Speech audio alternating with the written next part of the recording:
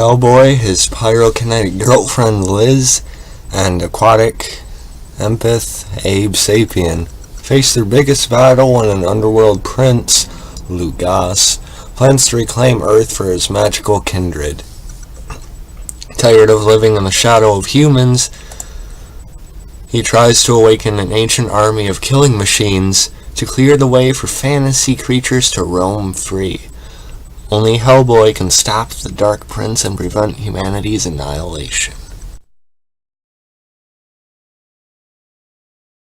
With the Hellboy reboot coming in just a couple weeks or so, I thought now was the time to talk about the second Hellboy film, and unfortunately, final Hellboy film from Guillermo del Toro, as well as Ron Perlman as Hellboy, which is Hellboy 2: The Golden Army, which I finally bought on DVD for $5 a few weeks ago.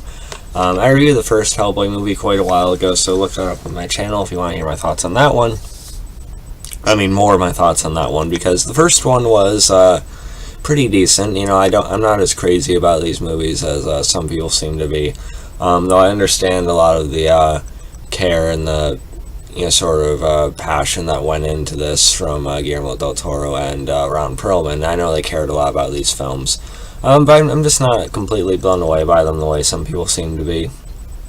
I think they're both entertaining enough. I think the first one was a bit better. I like the first one a bit better personally.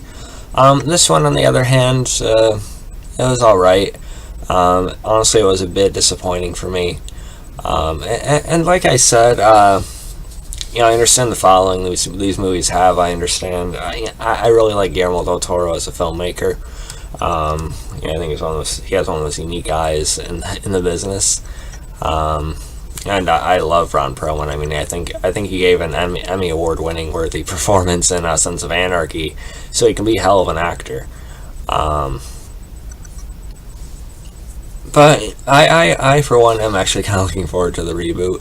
I think David Harbour's a good choice if they're gonna cast someone else, and I just think the general style of it looks a bit better, a bit more comic book heavy, more violent, an R rating like these movies should have been. So I'm actually pretty excited about that. But this one, I don't know. I seem to remember a consensus saying that a lot of people preferred this movie to the first. I don't really get that. Something about this movie was a bit more off compared to the first one. I'm not quite sure what it was. Well, let's just talk about Ron Perlman as Hellboy first. He's again pretty good. He's probably the most consistent element from the first film, besides just the general style.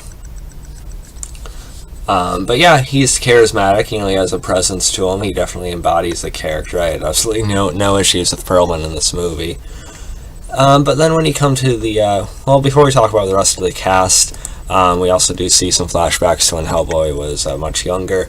It was nice to see John Hurt even for a little bit again, who I think was the best part of the first film, from an acting standpoint. But as far as the rest of the cast, you have Doug Jones. He's one of the greatest creature actors ever, really.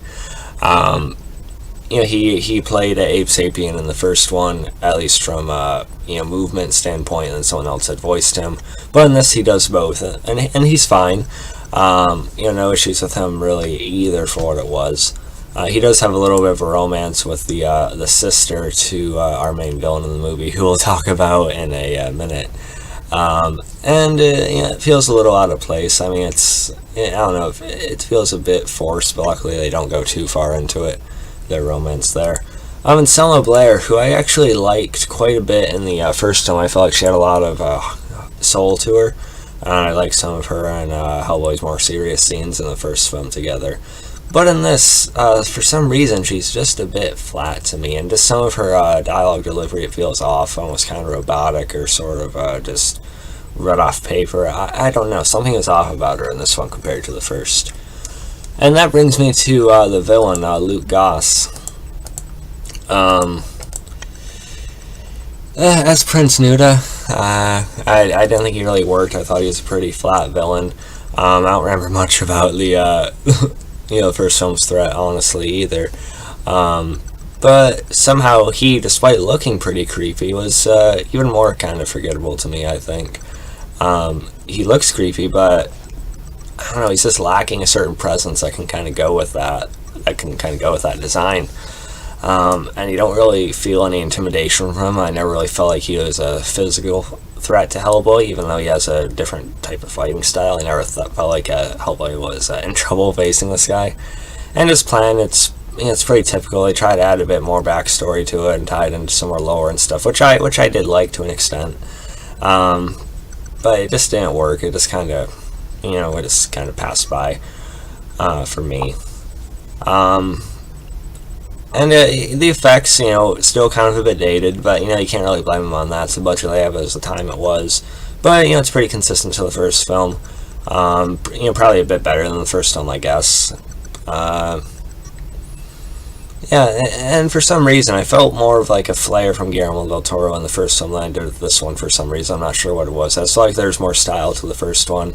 There's a bit more elements mixed into it that I enjoyed.